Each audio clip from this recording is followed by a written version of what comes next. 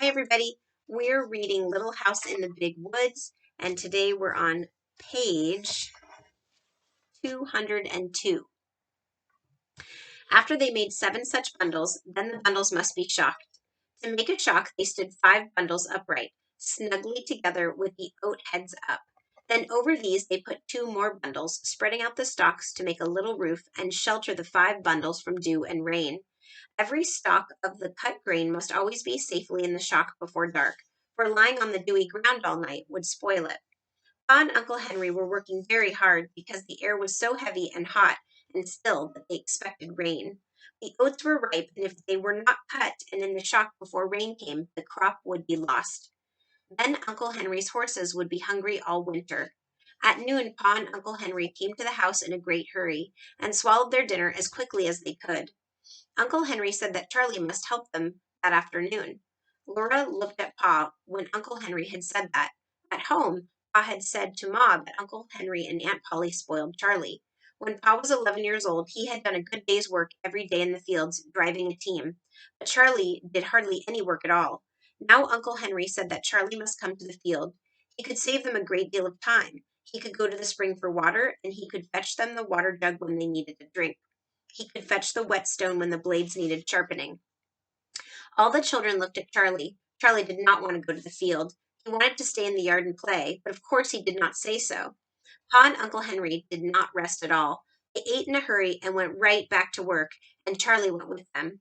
Now Mary was the oldest, and she wanted to play a quiet, ladylike game. So in the afternoon, the cousins made a playhouse in the yard. The stumps were chairs, and tables and stoves, and leaves were dishes, and sticks were the children. On the way home that night, Laura and Mary heard Pa tell Ma what happened in the field. Instead of helping Pa and Uncle Henry, Charlie was making all the trouble he could. He got in their way so they couldn't swing the cradles. He hid the whetstone so they had to hunt for it when the blades needed sharpening.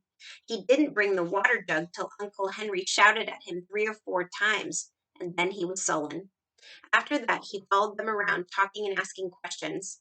They were working too hard to pay any attention to them, so they told him to go away and not bother them. But they dropped their cradles and ran to him across the field when they heard him scream. The woods were all around the field, and there were snakes in the oats. When they got to Charlie, there was nothing wrong, and he laughed at them. He said, "I fooled you that time." Pa said if he had been Uncle Henry, he would have tanned the boy's hide for him, right then and there. But Uncle Henry did not do it.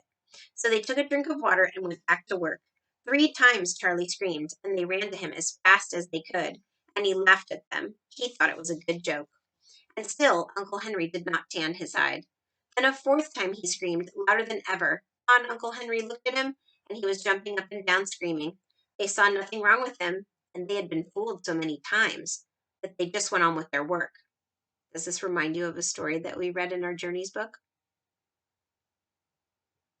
Maybe you're thinking of the story that I'm thinking of. Charlie kept on screaming, louder and shriller. Pa did not say anything, but Uncle Henry said, "Let him scream." So they went on working and let him scream.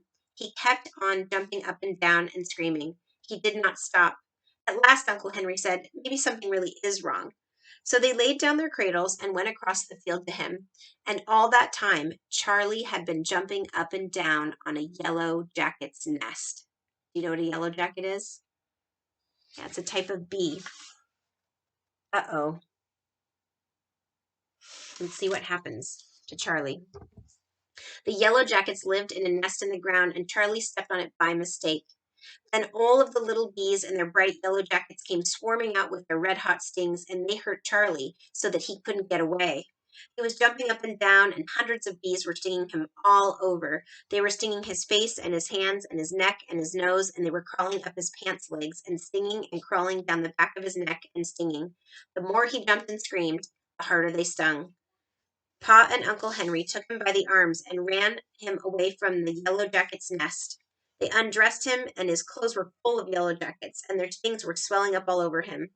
They killed the bees that were stinging him, and they shook the bees out of his clothes, and then they dressed him and sent him to the house. We're going to pause there, and we're going to see what happened to Charlie after that.